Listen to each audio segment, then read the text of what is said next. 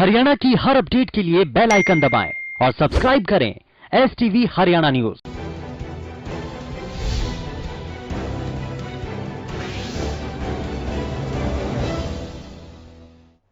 नमस्कार, हरियाणा न्यूज देख रहे हैं आप और मैं हूं आपके साथ सोनिया सत्तानीत। आगाज करते हैं फटाफट हरियाणा की ओर। हरियाणा में कोरोना मरीजों की संख्या में लगातार बढ़ोतरी हो रही है। प्रदेश में अभी तक कोरोना के कुल 1067 मामलों की पुष्टि हुई। वहीं प्रदेश में कोरोना से अब तक 16 लोगों की मौत हो चुकी है। हरियाणा के गृह मंत्री अनिल विज ने अधिकारियों को चेताते हुए कहा कि अगर हरियाणा में नौकरी करनी है तो विधायकों की बात सुननी पड़ेगी। बता दें कि विधानसभा अध्यक्ष से वीडियो कॉन्फ्रेंसिंग मीटिंग के दौरान विधायकों ने कोरोना महामारी के इस काल में अधिकारियों के फोन नहीं उठाने की शिकायत की थी, जिसके बाद गृह मंत्री का यह बयान काफी मायने रखता है। लॉकडाउन में बेसहारों का सहारा बने सिरसा के विधायक गोपाल कांडा की लोग तारीफ करते नहीं थक रहे हैं। लॉकडाउन के दौरान सेवा करने के लिए बुजुर्गों ने कांडा बंधुओं का दिल से धन्यवाद किया है। बुजुर्गों ने कहा कि गोपाल कांडा और उनके भाई नहीं होते तो इस मुसीबत की घड़ी में हम बेसहारा हो जाते। न तो कोई काम खुला था और न ही कोई दुकान खुली थी और घर की आर्थिक स्थिति बद से बदतर हो रही थी। तो ऐसे वक्त में हम बुजुर्गों के लिए कांडा बंधुओं ने निस्वार्थ भाव से सेवा की और हमारा इकलौता सहारा बने। थाईलैंड के होम्योपैथिक डॉक्टर सोमनाथ मित्रा ने कोरोना से लड़ने और शरीर की प्रतिरोधक क्षमता को बढ़ाने के लिए दवाई बनाई है। पूर्व कैबिनेट मंत्री विपुल गोयल के निवास स्थान पर पत्रकारों से बातचीत के दौरान डॉक्टर सोमनाथ मित्रा ने बताया कि इस दवाई की शुरुआत पूरे हरियाणा से वो कर रहे हैं और ये दवाई पूरे देश में पहुंचाई जाएगी। बताया कि ये दवाई आयुष मंत्रालय की ओर से निर्धारित की गई है। ये दवा 100% सही है। डॉक्टर सोमनाथ मित्रा ने लोगों से दवाई का ज्यादा से ज्यादा इस्तेमाल करने की अपील की। हरियाणा विधानसभा के अध्यक्ष ज्ञानचंद गुप्ता ने प्रेस कॉन्फ्रेंस के दौरान ज्ञानचंद गुप्ता ने कहा कि वीडियो कॉन्फ्रेंसिंग के जरिए जुड़े विधायकों ने कुछ अधिकारियों के फोन उठाने सहित कई शिकायतें की हैं। विधायकों की शिकायत पर उनसे सबूत के तौर पर जानकारी मांगी है, जिसके बाद अधिकारियों से कारण पूछा जाएगा।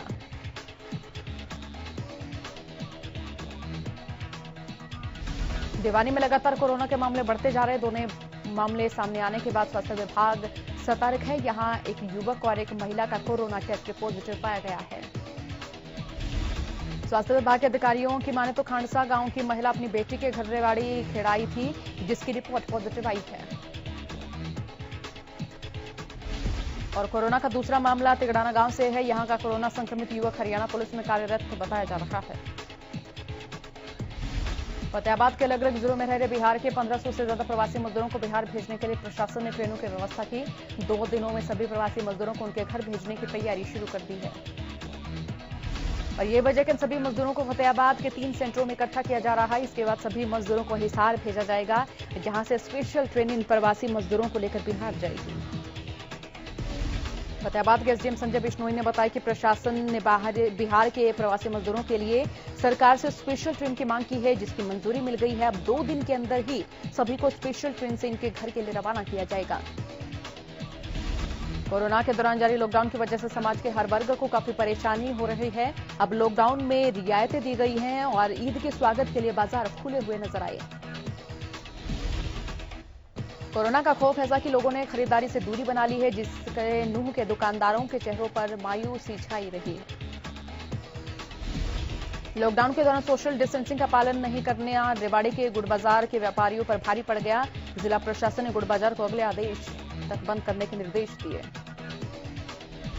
बता दें कि जिला प्रशासन ने रेवाड़ी में दुकानदारों को कुछ शर्तों के साथ OD1 के आधार पर दुकानें खोलने की अनुमति दी थी, लेकिन दुकानदार और ग्राहक सोशल डिस्टेंसिंग की जमकर धज्जे उड़ा रहे थे, जिसके बाद जिला प्रशासन ने गुड़ बाजार को अपनी आगामी आदेश तक बंद कर दिया। लॉकडाउन के चौथे चरण में मिली छूट के बाद प्रदेश में बस सेवा शुरू कर दी गई, जिसके तहत कैथल से पुंडरी के लिए पहली बस रवाना हुई। बस में सिर्फ 10 सवारियां ही सवार थी।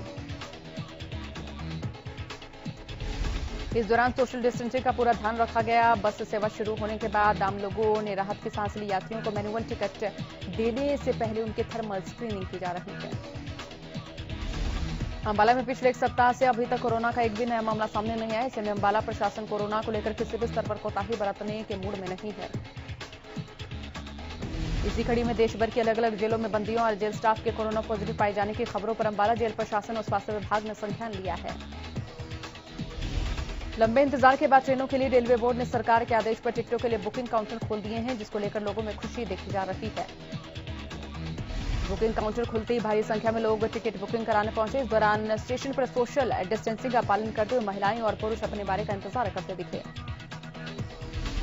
सिरसा में सर्व कर्मचारी संघ की जिला इकाई से जुड़े कर्मचारियों ने जिले भर में अपनी मांगों को लेकर रोष प्रदर्शन किया। केंद्रीय ट्रेड यूनियनों और सरकारी कर्मचारी फेडरेशन के आह्वान पर रोष प्रदर्शन के बाद कर्मचारियों ने प्रधानमंत्री के नाम ज्ञापन सौंपे। कोरोना काल में बिजली निगम को बड़ा नुकसान उठाना पड़ रहा है। बहादुरगढ़ के औद्योगिक क्षेत्र में बिजली की खपत 3 करोड़ यूनिट से घटकर महज 90 लाख यूनिट रह गई है। वहीं जहां शहरी क्षेत्र में घरेलू बिजली की खपत कम हो गई है तो गांव में बिजली की खपत बढ़ गई है। लॉकडाउन का असर बिजली विभाग की रिकवरी पर भी पड़ा है। 90% तक बिलों का भुगतान नहीं हो पाया। बहादुरगढ़ में हर महीने बिजली विभाग को 50 से 55 करोड़ का रेवेन्यू हासिल होता था, लेकिन अप्रैल महीने में महज 4 करोड़ और मई में अब तक 16 करोड़ रुपए की रिकवरी हो पाई है।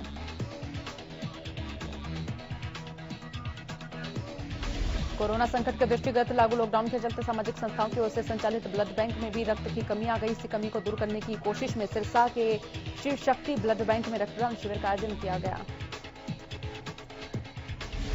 बहादुरगढ़ नगर परिषद के सफाई कर्मचारियों ने गेट मीटिंग कर सरकार के खिलाफ प्रदर्शन किया। कर्मचारियों ने प्रशासन के खिलाफ जमकर नारेबाजी की। बता दें कि सफाई कर्मचारी ठेका प्रथा को बंद करने और कच्चे कर्मचारियों को पक्का करने की मांग कर रहे हैं।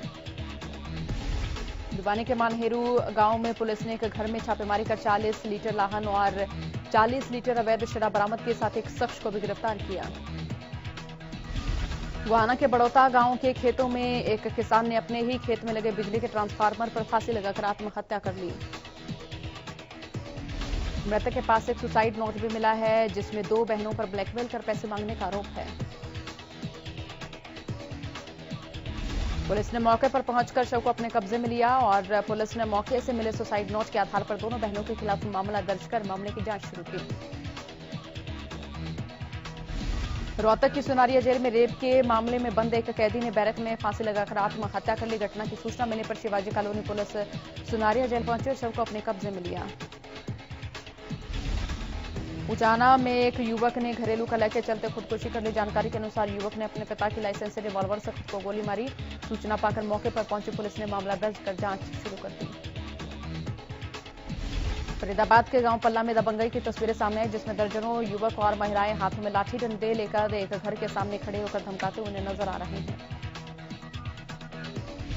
पीड़ित परिवार ने इस वीडियो के साथ लिखित रूप में पल्ला थाने में शिकायत भी दी, लेकिन अभी तक कोई कार्रवाई नहीं हुई। पानीपत के विकास नगर में एक युवक का शव मिलने से सनसनी फैल गई। सूचना पाकर मौके पर पहुंची पुलिस ने शव को कब्जे में लेकर तफ्तीश शुरू की। कोरोना वायरस की महामारी से इस वक्त पूरे देश में लॉकडाउन है, जबकि लॉकडाउन का पालन कराने के लिए पुलिस भरपूर सख्ती बरत रही है। हालांकि रेवाड़ी में बदमाशों पर पुलिस का कोई खौफ नहीं है। रेवाड़ी के आजाद चौक पर पुलिस नाके से महज कुछ ही दूरी पर बीती रात बदमाशों ने एक मेडिकल स्टोर पर फायरिंग शुरू की, जिसमें मेडिकल स्टोर संचालक घायल हो गया, जिसे उपचार के लिए अस्पताल में भर्ती कराया गया। लॉकडाउन के बीच मजदूरों के साथ कई तरीकों से धोखाधड़ी हो रही है। ताजा मामला फरीदाबाद से सामने, जहां ट्रैवलिंग पास देने की एवज में मोटी रकम वसूली जा रही थी।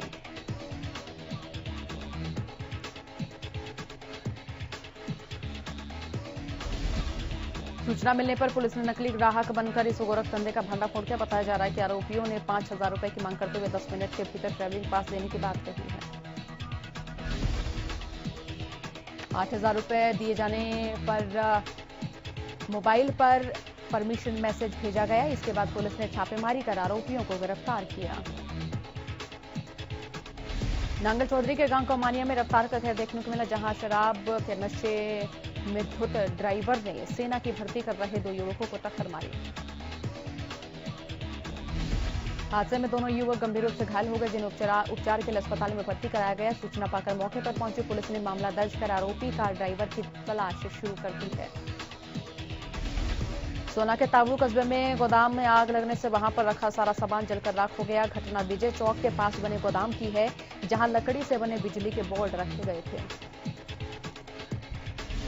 आग लगने की वजह शॉर्ट सर्किट बताई जा रही है। आग इतनी भयंकर थी कि देखते ही देखते पूरे गोदाम में फैल गई और वहां रखा सामान जलकर राख हो गया।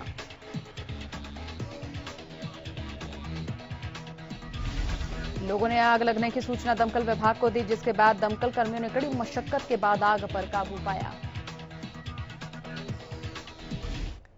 फिलहाल वक्त तक ब्रेक का बुलेटिन में फौरन हाजिर होंगे।